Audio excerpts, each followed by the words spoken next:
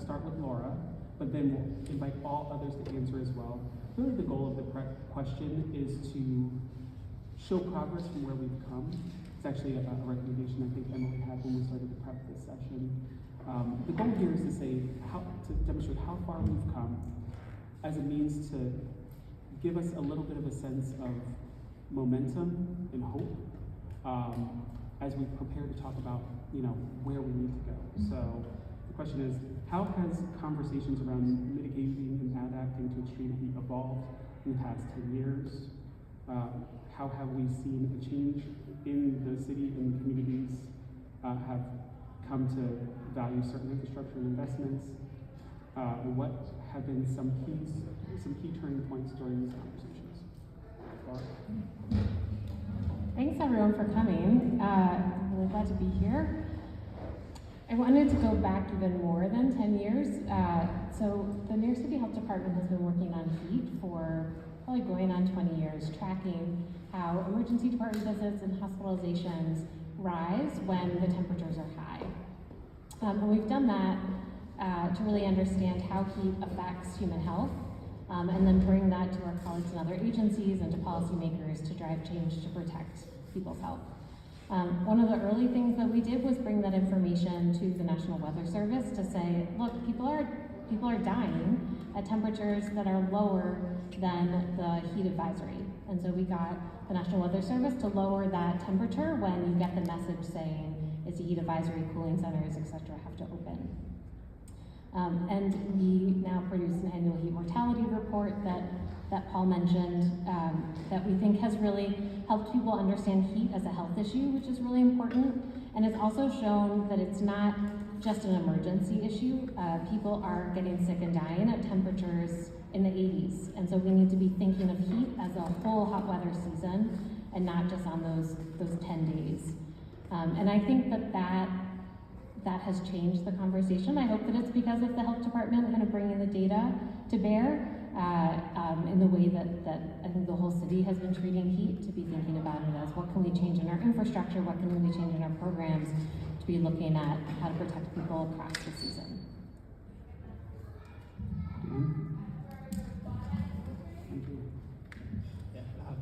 That's great. I think at HPD, Housing Renovation and Development, we've been using a lot of the data that the city has been producing to sort of shape our work through the climate resilient design guidelines, through using the heat vulnerability index.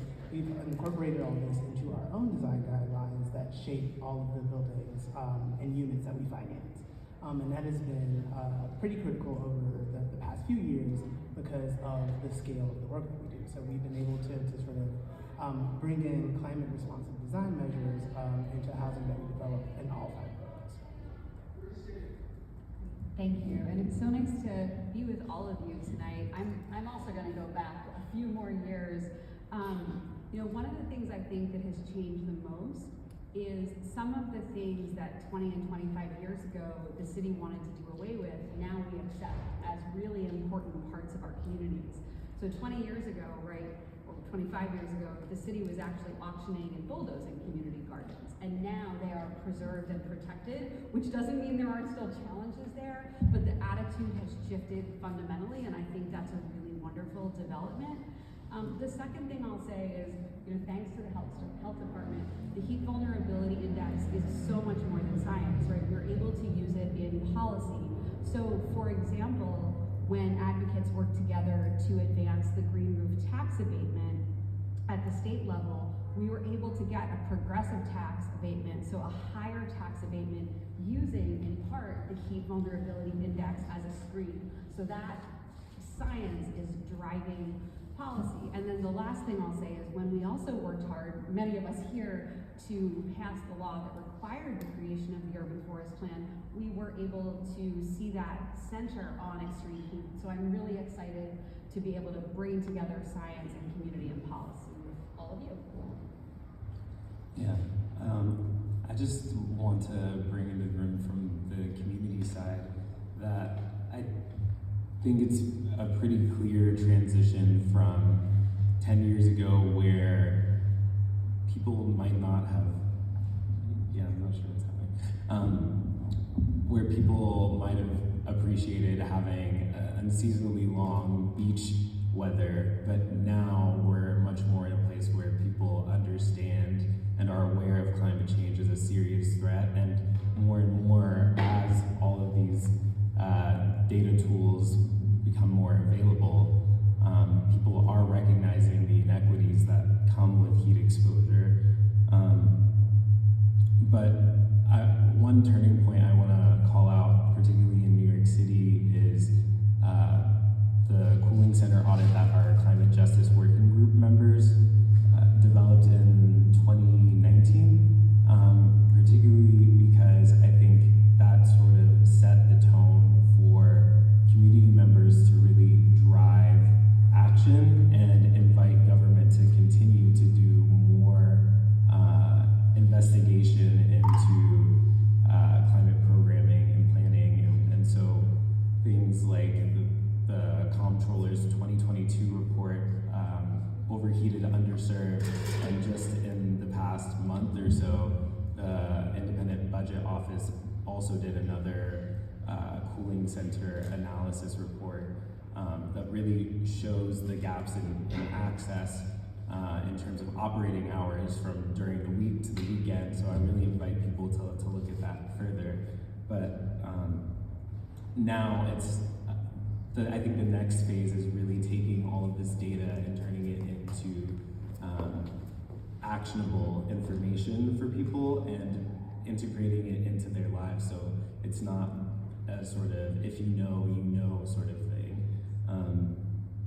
Things like Cool at NYC and the Cool Options Map are now much more broadly available. But how do they speak to the tools that people are already using?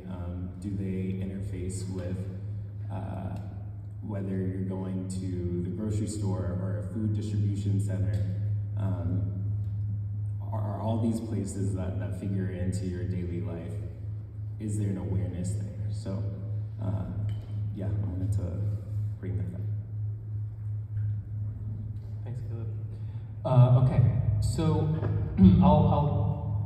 I think I would echo what every one of the panelists here has said, and the only addition that the only thing I would add is that, the conversation around heat and its disproportionate health effects on communities of color has been the driving force of how New York City Parks prioritizes tree planting and expanding canopy in places that have historically not had canopy. We recognize and understand that trees are not the only mitigation tool for extreme heat, but we know that they certainly can make a huge impact over time. And so, I think as over the last 10 years, as I said, we've made incredible strides towards this. As of the end of the last fiscal year, we planted over 22,000 trees since 2018 in the highest heat vulnerable neighborhoods, and we will continue doing so for the next few years until we can consider those areas, as fully stocked as possible. Fantastic. So I have a follow-up question. I'll start with Caleb and then perhaps invite some feedback from Emily to respond as well. What are some examples of grassroots responses to address extreme heat adaptation or mitigation that we can all learn from? So, excuse me, our Climate Ready Uptown Plan, I think, is something that we take a lot of pride in because it was something that we developed with community members and a number of different partners, 9 different partners, senior centers, youth orgs, different park groups, and urban systems lab. And essentially, CRUP for short, is a way for people to identify in Northern Manhattan different information resources, how their regular environment is impacted by various climate hazards, whether it's extreme rainfall events or sea level rise, storm surge, and create a plan to safely weather extreme heat as well as flood events. And so I think with that, we were able to scale it up as a solution that other community groups could bring to vulnerable members, both in English and Spanish, and really give them the capacity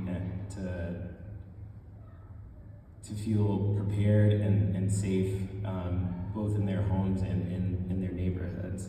And I think bringing this up to the city level is really essential, because we see all the time how quickly conditions can change, and is also the chronic impact of extreme heat. So having those check-in systems with your neighbors and loved ones will be the more flexible and rapidly changing ways that we're able to address climate change, while the much slower systems around energy and affordability really take a lot more time to change. So moving forward, that'll be something that we really look forward to when we look at the investment of things like the citywide climate adaptation plan. Yeah, I think you gave such a clear and cogent description of so many of the programs, and I like to break things down into the individual actions that people take in their own homes and buildings. Is this working? Okay, sorry about that. And that is things like, going upstairs to check on your older neighbor, make sure they're staying hydrated. But that's also things like, if you own or control your building, or if you can advocate to your landlord, painting the roof white, installing a green roof, making those infrastructure level decisions in your own buildings, or advocating for those. There's also the sort of block and community level actions that people are taking. And one thing that I've experienced, and I'm curious what the rest of you think about this, is that oftentimes when you live in a community, you don't think of things issue by issue. You think of things more holistically. So you're not just thinking, what am I doing for extreme heat? You're thinking about a set of issues. But there's tons of amazing community groups greening their blocks, and things along those lines. So there's individual, and then there's the kind of local community, and then there's the broader community of action. And there's a lot of incredible advocacy happening, that some of which centers directly on extreme heat, and some of which sort of goes into that space. And so I talked a little bit about the green roof tax abatement. Also, several years ago, there was a law passed called the Sustainable Roofing Zone, which requires roof treatments on new buildings for blue roofs, cool roofs, green roofs, wind on roofs.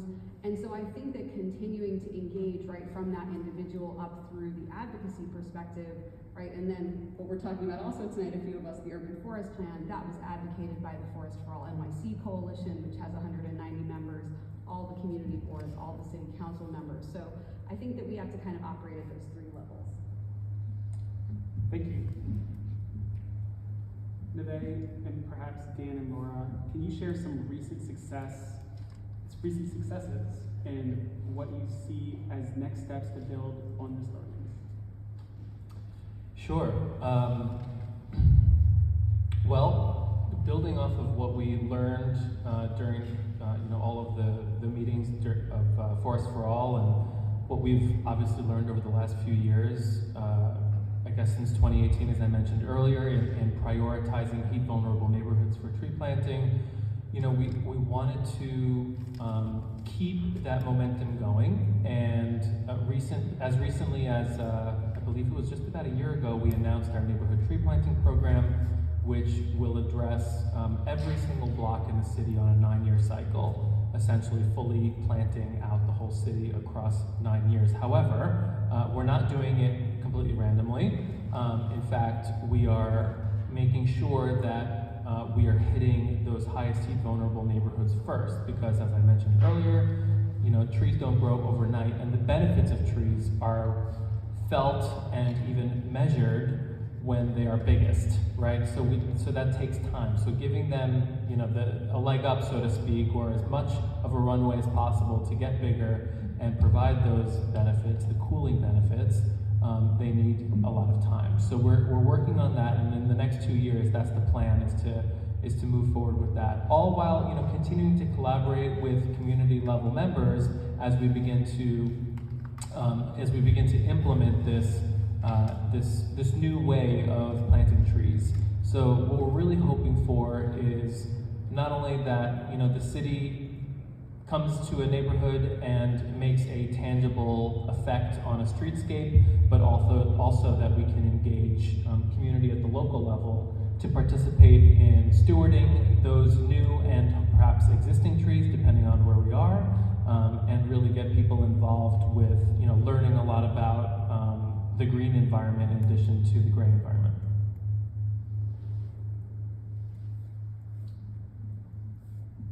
Yeah, I've been thinking about this question in the context of the first question, in part because my role at HPD didn't exist 10 years ago. And I think some of the recent successes of the agency have really centered around sort of expanding our sustainability and resiliency teams, with a particular focus on thinking about how our changing climate impacts housing. Sort of moving beyond our central mission of just financing and developing housing to think about the sort of housing futures of all of the residents that live in our buildings. And I think a very clear example of that, sort of pointing back to our design guidelines, in 2023 we introduced places of refuge in senior housing, sort of recognizing and acknowledging that seniors are more vulnerable and susceptible to extreme heat, and also sort of like less likely to be able to make it to these cooling centers. So we wanted all of our senior housing to have a place of refuge where seniors could come within the building to have a place to access both cooling and electricity and other resources. And these are the sort of innovations, I think, that have been a result of the sort of shift in focus that I think the sustainability and resiliency teams at HPD are sort of attempting to push up. It might surprise you to know that there's no occupational heat. There's no protections for workers from heat in federal, state, city law.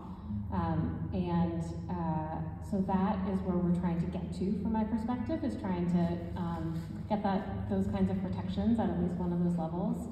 One of the really small interim steps that we did as a city with community partners, we got a small grant last summer to do 2 test sites of pop-up cooling stations. So they were like really simple tents with misting and staffing, one spot in the Bronx and one spot in Queens, to serve outdoor workers and anyone in the community to come cool off on a hot day.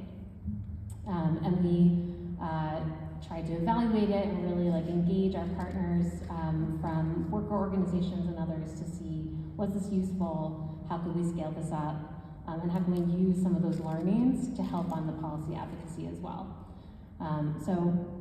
We have to find funding to continue it next year. We have to push on the policy level, but I think one piece of those learnings was that there was a real interest in this, and there was a real concern on this issue, and wanting to figure out how can we problem solve together. Thank you, and I think what you'll tend to see is that there's sort of an architecture of how the city is starting to address issues of extreme heat. It's detecting the issue. We know that it's been an issue for a long time. We also know in 2020 that we were recategorized as a subtropical climate, which means that we have weather more like Atlanta than like Boston, which was temperate where we were before. And you're seeing each of the individual agencies detect that issue, cope with that issue in the past, but now and into the future, and plan policies and procedures and strategies and actions to sort of address that issue. And then what ultimately you have to deal with once you have pilots and policies and activities is figure out how to resource, how to move the issue, to address the issue moving into the future, whether that be resources for pop-ups, whether that be through the design guidelines, working with affordable housing developers to make sure that the housing is more repellent to heat, or figuring out more different strategies as you're, looking at the Parks Department's budget to allocate resources in a way towards communities that are what we call HV, heat vulnerability 4 and 5, where they're prioritizing planting. So the next question goes to Emily. how can public agencies be better partners in that work? Thank you for asking. I have made a list, sir. No, I think this is a great question, and the spirit is right on. I am gonna actually look a little bit. So actually the first one, I'll build off of something you were saying, Paul, which is we have to fund the solutions. And that means we have to fund the activities that people need and the places people need to go during extreme heat. So whether that is the cool room in a building, which kudos to HPD for having your position and moving that along, that's an incredible change, to making sure that, you know, our parks, our pools, our beaches, our lifeguards, right, are all staffed appropriately and appropriately maintained to sort of absorb New Yorkers on those hot days. I mean, I think we've all been to a park or a beach in New York City on a hot day. There needs to be the right level of maintenance. I think that making the science accessible and easy to understand, right? The research is incredible, but science communication that is meaningful to people is incredibly helpful to have the early warning systems in place. And then I think, Paul, you were alluding to this in like the construction of housing, but making sure that we have the right regulations and rules for indoor spaces, both for how they're cooled and to what level, and also how they're constructed to maximize efficiency will really get us a long way. And then really focusing all of these efforts, especially where kids and seniors congregate, right? And the most vulnerable members of our population. The last thing I'll say is, I think we spend a lot of time and energy paying attention to one side of the issue of extreme heat and urban heat island. I think we need to pay more attention to, I'm gonna dork out for a second, to anthropogenic waste heat. So the heat that comes off of electricity generation, off of transit, out of the backs of our ACs, especially as we air condition more, we're gonna have to start paying more attention to that side of things. Thank you. Very interesting. I'll offer a little bit of a reaction and then also invite the city agencies to react as well. And then I would be also interested in hearing your point of view. So I'll say, just touching on one of Emily's very good points, is climate communications. We grapple with that every day. We talk about issues of climate change, and to most people who are going about their day, they are aware of the issue conceptually. Some people have a particular interest in it. But we've really tried to work hard to try to figure out how to talk about the issues in real terms, instead of using words like climate change, using words like torrential rain, tidal flooding. Extreme heat works, but defining to people, you know, temperatures over 90 or 95 degrees, or, you know, obviously in consultation with the health department where, you know, it might be stifling, right? And trying to figure out how to get people to appreciate, how to talk about what we're seeing in the changing climate, and how to, in order to build support around how to solve this common issue that we're dealing with.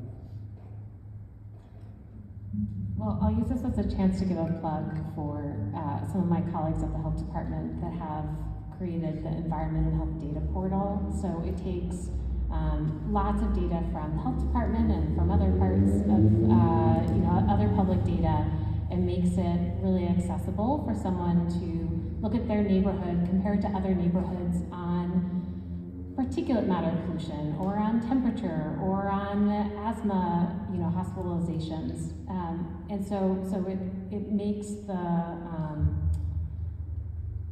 it something that you can interact with and have kind of power with of accessing that data. And then we also have these really interesting data stories that I think are written in a very accessible way that help kind of give the narrative for why housing relates to health, or what's the city doing on rats, or why the minimum wage is a health issue, all these different topics. So I encourage you to check out that data portal.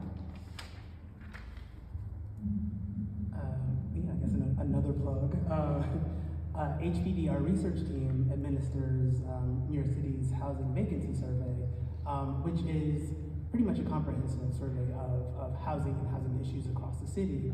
And something that we've been the team has been adding over years are questions around climate-related issues.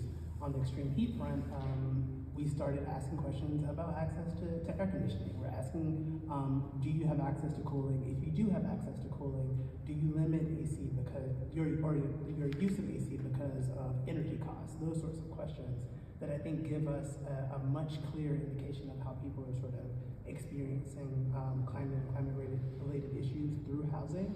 And I think that also then informs the policy decisions and programmatic decisions that we make down the road.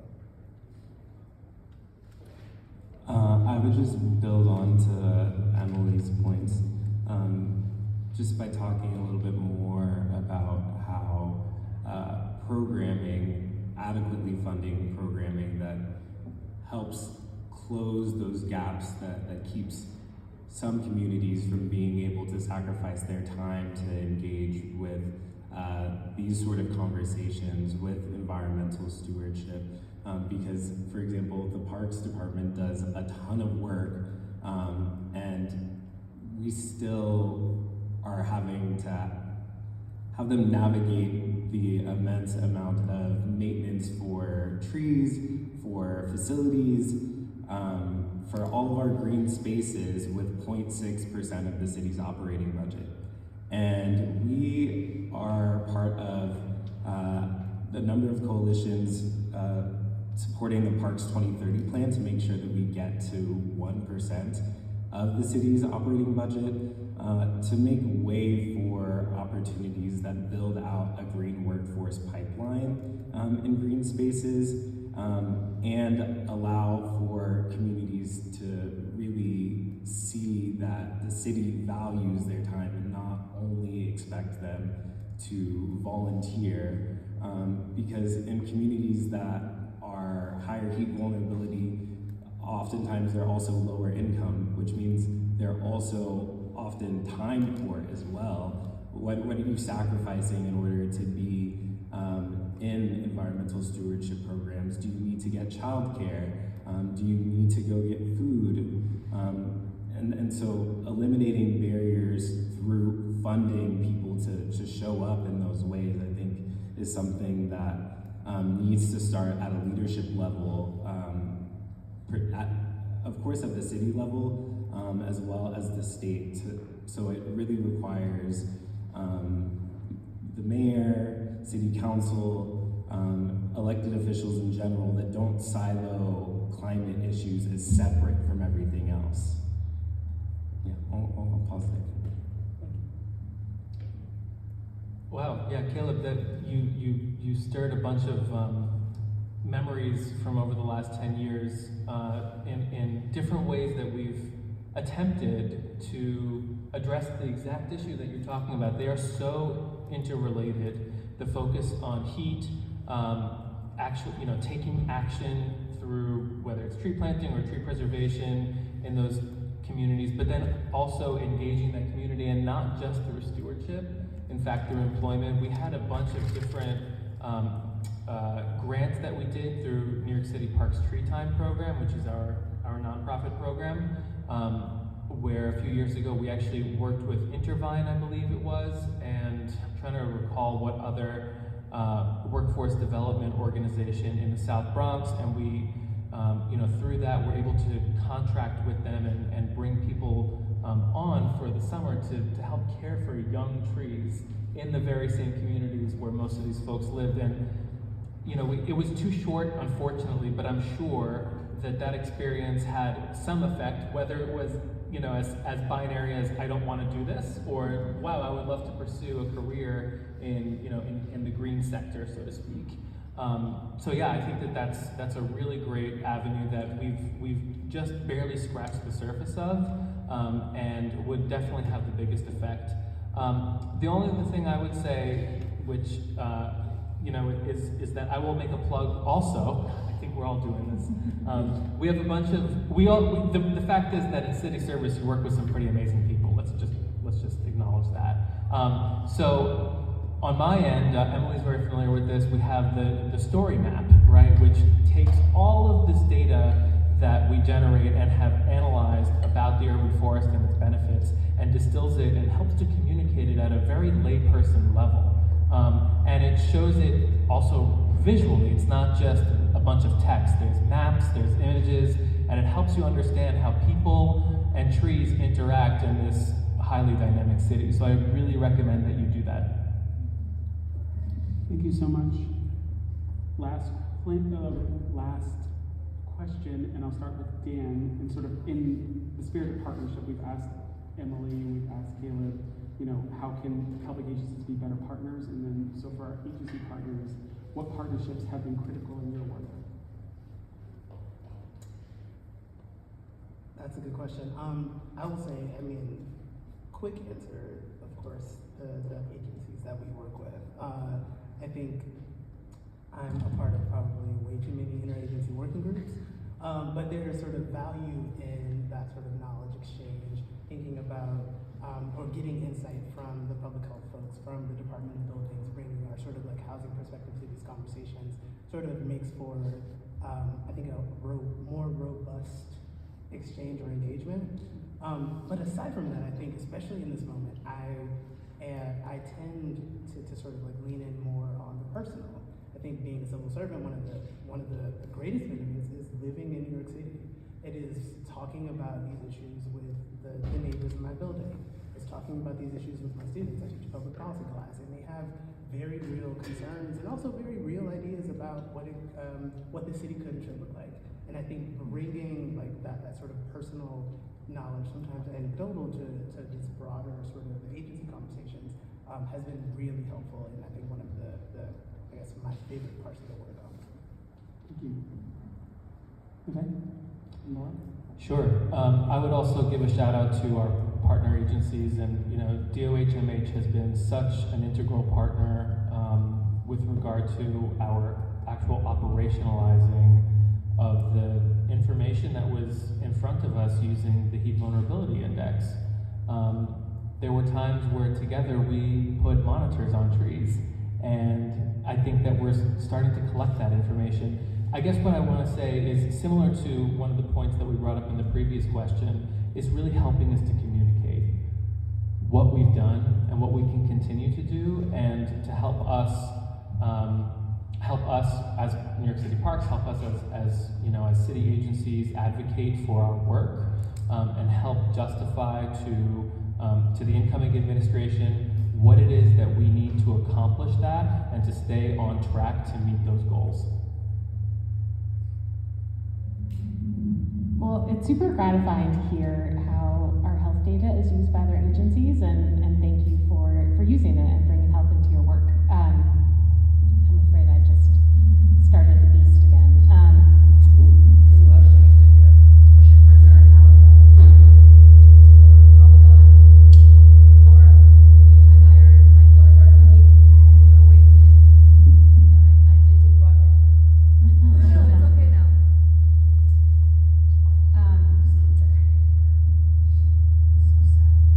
I was gonna, two other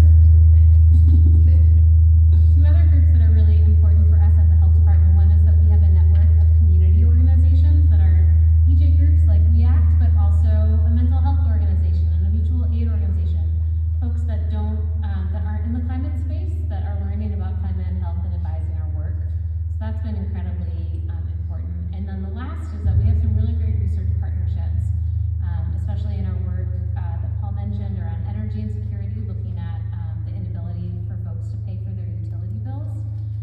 And that work has helped us have survey data, really quantify data about how that how New Yorkers, the percent of New Yorkers that experience energy insecurity. But now that group is doing qualitative research to really bring out the stories and experience the kind of descriptive experiences from residents that then we can bring into policy. So I think all of those are really important to us.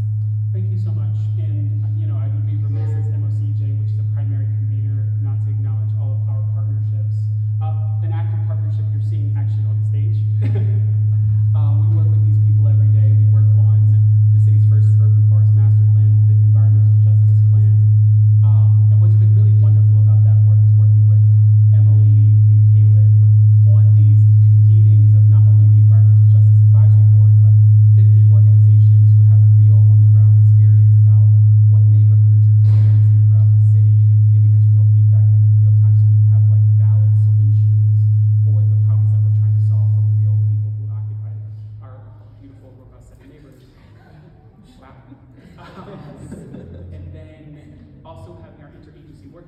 which, again, it's difficult to talk about the benefit because, you know, no one wants to hear about a government meeting, let's be honest. But if you're trying to tackle an issue of environmental justice or extreme heat, as you're seeing here today, you have to talk to the health department, you have to talk to Parks, you have to talk to HPD, you have to talk to others, because each of the individual agencies have to raise their hand and participate in ways to solve problems for people across our communities.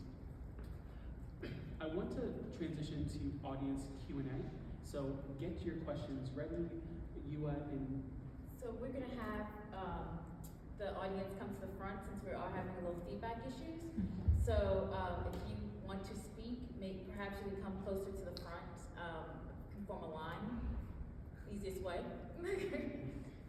Don't be shy. And so as you're thinking about a question, but we really truly want to hear from you, that's the point of this evening, I'll give a prompt question for our august panel to answer. What's a memorable or perhaps an effective example of extreme heat adaptation you've seen in other cities that might work well in NYC? I'll go ahead and uplift a member of the Extreme Heat Coalition, Groundwork Hudson Valley. In Yonkers, they leveraged the Con Ed Climate Justice Resiliency Program grant to design with 30 community members a number of different shade structures in major commercial corridors and other areas that were seriously lacking shade or other spaces of public accommodation. And the designs are pretty incredible.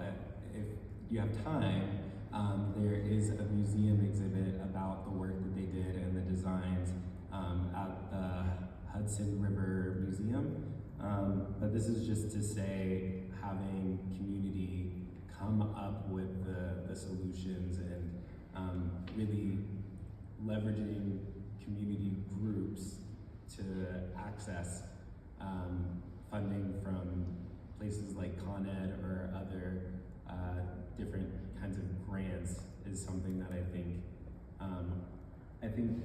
NYCM does a good job of this, and the Department of Health and Mental Hygiene just continuing to uplift these opportunities for groups to apply for.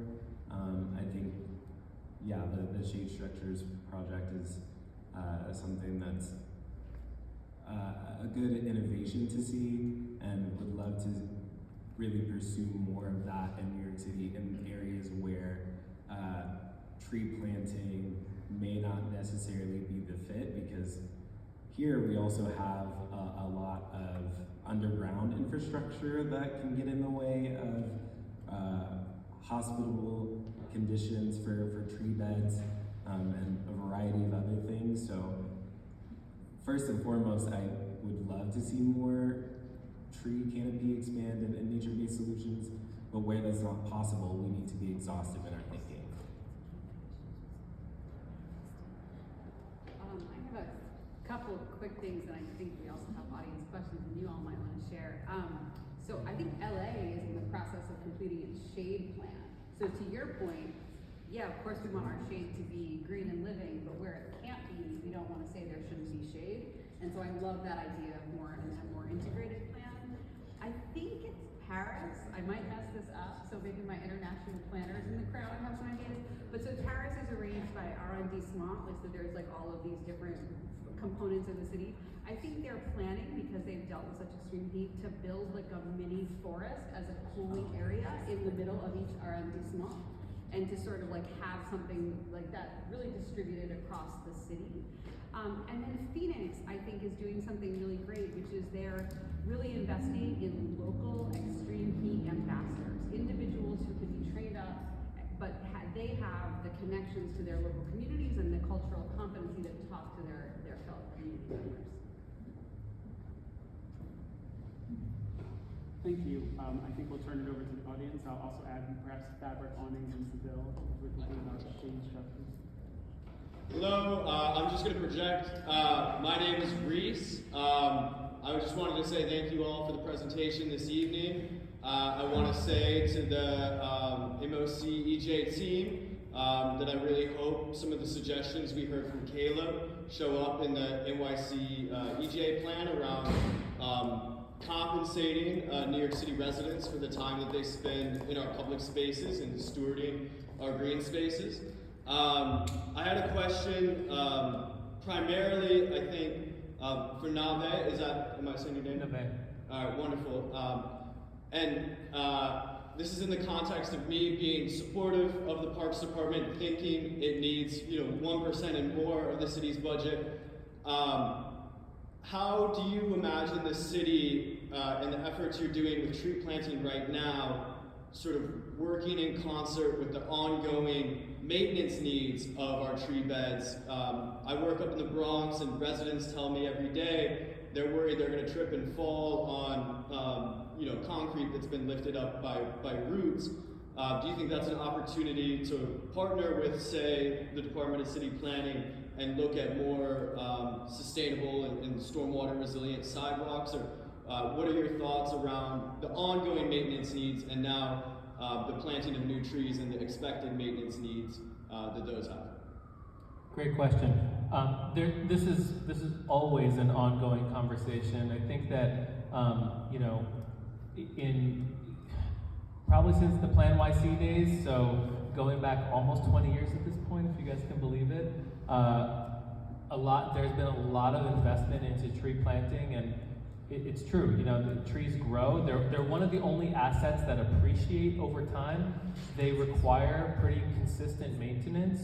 Parks is now currently on a 7-year cycle of maintaining all of our trees, in addition to the ad hoc removals or prunings that are related to risk that we need to do. But I think this is part of the whole conversation, right? We can't. The bottom line is that we can't grow our canopy. We can't plant our way out of a climate crisis, right? We need to preserve, and so preservation is tied to appropriate maintenance. So part of the investment that hopefully comes along in the future for parks, will bring back or continue to grow the workforce that is charged with pruning and removing if need be, but really preserving those trees, as well as we already have a robust trees and sidewalks program that is poised to grow further. So perhaps that's also an avenue to help address the inevitable issues between the conflicts between tree roots and sidewalks. As it relates to technology improvements, to sort of your point about, I think that you said stormwater uptake, right, or stormwater intake. I think there's always an opportunity to explore that, and I think Parks remains very open-minded about those types of things, but we always need to accept them with a grain of salt. Sometimes there have been a lot of marketing ploys that I've seen over my career. Anyway, I won't get into that whole thing, but the whole point being that we need to keep trialing all sorts of new methods that will get us, trees that will grow for a long time, can be maintained on an adequate schedule, and also, can be preserved without too intense an intervention. Thank you. Thank you. I can project as well. Great. Hi everyone, thank you very much. My name is Will. I'm with an organization called the Cloudburst Collective. I'm really interested in something that both Emily and Navé said. Emily, you mentioned the Heat Ambassador program in Phoenix, and Navé, you talked about how at one point the city put sensors on trees. I know local law 18, which also, of course, we have 80 buildings to install heat sensors, but it's pretty slow. It's only 50 buildings every 2 years. So I'm wondering if there's an appetite within the city, either to work with local orgs like a VAC, or even directly with residents for in-unit heat sense monitoring to provide better data for the city in terms of being able to track how New Yorkers are experiencing heat in the moment and over a period of time, especially since there are so many interventions that are being put in that would probably reduce what one's heat experience might be like. So yeah, is that something that's possible? So I actually think Caleb, you or Laura might be better I was to thinking answer the same. this. I'm happy to weigh in, but you guys have done that work, I think. Sorry. I was like, this is funny. No, yeah, that's definitely something that WEACT has looked into, and previously we did the Harlem Heat story. Harlem Heat study. I think it was 2018. And so we've done that on a small scale, and we've definitely looked into doing it again. This past year, obviously there was a ton of federal budget cuts, which we dealt with in this summer because we were part of the Center for Collaborative Heat Monitoring, and that would have funded indoor heat monitoring study this past summer, but with the cancellation of the grant, we weren't able to conduct it, and we tried to pivot, but we just sort of ran out of time. So that is something that is definitely on the forefront for us to get more robust data about what indoor heat conditions are like, especially because in the past year, this was in our extreme heat policy agenda a couple years ago, and then also included in the Plan YC, an indoor max temperature legislation. And so that is currently in council in the Housing Committee, Introduction 994/2024, if you want to look it up. And so having that information, I think, will support long-term implementation of legislation like that. But yeah, that's where we are currently. Can I add to it? I agree with everything you said. And we point to the Harlem Heat study a lot because there's not a lot of data, to your point, about the indoor experience. But that study shows us that indoor environments are often hotter than outdoors if you don't have air conditioning, that it stays hotter even after it's cooled outside, the indoor stays hot, and that there are differences across, like within a building, across what floor you're in or what direction you're facing, and all those things are really important also from the policy perspective, like the max temp. So I think we're really interested in that kind of information. It has to be voluntary, right? Like someone has to say that yes, they want to have that kind of monitor in their home. And I think that's also a place where the research community is important for helping us do that kind of work. Great question. Thank you. Any last questions? We were told by DOE that we need to be out of here by 8 o'clock. But if there is one last question, I think we can take that before we adjourn to our next conversation, which is tomorrow in Brooklyn on open space.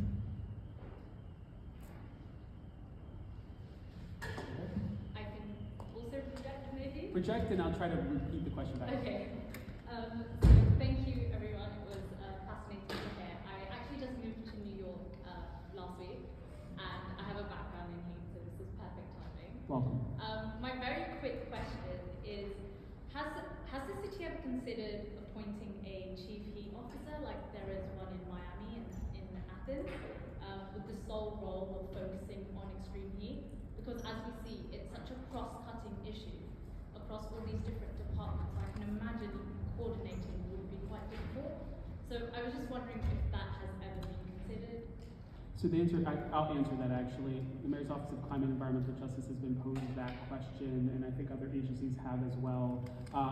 Heat in the Northeast is a bit of a novel issue, and we're talking about how to organize, how to be accountable, how to take action on heat. A challenge that we do see is that, having a chief, what we've seen over the course of time when you appoint, let's say, a chief officer, is what powers does that office have? Is that an ongoing office? And whether it is more impactful to say have a empowered director with a legislative mandate at a particular city agency versus someone with a capital city chief title. And then the other challenge that we've seen over the course of a period of time, this isn't to say that we are making a determination on this, but just being transparent about sort of how we think about these things, is that we've had people ask for a number of different chief titles, and as you have chiefs and czars, that title has less meaning when there's a constellation of those folks across governance. But it's a great question. It's something that we certainly evaluate. But that's the kind of way we're grappling with it. We do have, and I think our last slide says this, but if not, we have some materials. We have an email address. We'd love to hear from you about what your thoughts are. We are going to publicize our survey. We're hoping to launch that survey in the next week. We'd love to hear back from you in the survey. And importantly, we have a session in Brooklyn on open space tomorrow and on flooding in Corona on Thursday. This is a part of an ongoing set of conversations. We are so thrilled to hear from you, and I just want to take the time now to thank our panelists for their time this evening, and we look forward to further conversation. And thank you for the questions.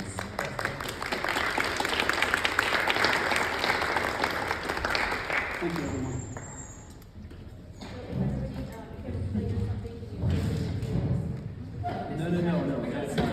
No, you weren't putting me on the spot at all. I was like, well, no, I was also going to say, but I don't know.